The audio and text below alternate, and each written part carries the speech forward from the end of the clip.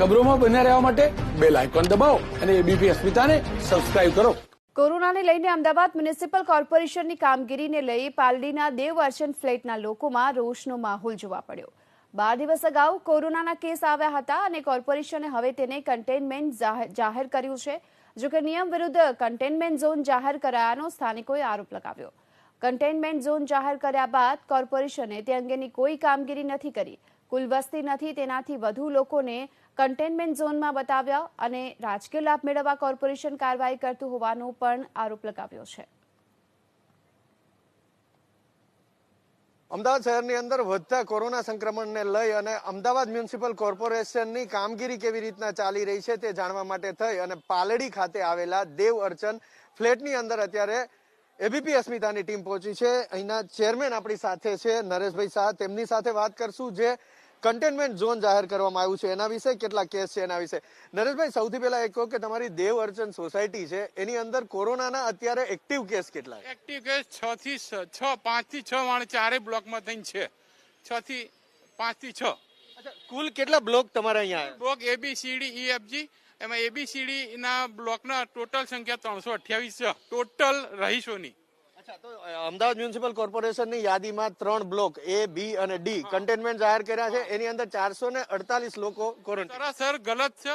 એ ટોટલમાં 220 કે 22 થાય છે સભ્યો અને ગમે તે રીતે એ લોકોએ આંકડાકીય શિખર એમને જાણ માટે કે કઈ રાજકીય લાભ માટે એ લોકોએ આપી દીધેલા છે. અમને બહુ જ તકલીફ પડે છે. અમારા સગા સંબંધીઓ અમને કોન્ટેક્ટ કરે છે અને અમારાથી બધા છેટા રહે છે. દેવઅર્ચનમાં 6 થી 7 માણસો જે હોય એના હિસાબથી અમારા કન્ટેનમેન્ટ ઝોન નહીં. આવા મોટા નેતાઓના ફ્લેટોમાં બી આવું છે પણ એ લોકો કન્ટેનમેન્ટ શિખર શું કારણથી આ લોકો કન્ટેનમેન્ટ અમને કયો લાભ જોવે છે, કયા લાભથી આ લોકો કરે છે કોર્પોરેશન વાળા, એ અમને કઈ જાણ થતી નથી. અચ્છા, અન્ય રહીશ પણ અહીંયા છે, એમની સાથે પણ વાત કરવાનો પ્રયાસ કરીશું. કઈ રીતના અત્યારે કન્ટેનમેન્ટ ઝોન જાહેર કર્યા? કઈ ત્યાં પતરા માર્યા છે? કઈ સીલ કર્યું છે? નહીં, હજુ સુધી તો કશું સીલ કરવામાં આવ્યું નથી. જે પ્રમાણે અચાનક રાતના અમને અમારા રિલેટિવ્સ દ્વારા ખબર પડી કે ભાઈ દેવઅર્ચનને કન્ટેનમેન્ટ ઝોન ડિક્લેર કરવામાં આવ્યું છે, ત્યારથી લઈને અત્યાર સુધીમાં કંઈ, અને મને આપણે જે ટીમ છે અર્બન હેલ્થની ત્યાંથી એવી ખબર પડી ડોક્ટર દ્વારા કે ભાઈ એક બ્લોકની અંદર 4 જણને પોઝિટિવ હોય અથવા 4 થી વધારે પોઝિટિવ હોય તો જ કન્ટેનમેન્ટ ઝોન ડિક્લેર કરી શકે. અને અત્યારે અમારા જ બ્લોકમાં, હું જે બ્લોકમાં રહું છું એ જ બ્લોકની અંદર 3 કેસ છે, તો બી મારા બ્લોકને કન્ટેનમેન્ટ ઝોન ડિક્લેર કર્યો છે. હવે એ કયા બેઝ પર કર્યો એ કંઈ ખ્યાલ આવતો નથી. અમે પોતે સવાલ કરીએ છીએ તો એ લોકો બી જવાબ આપી શકતા નથી.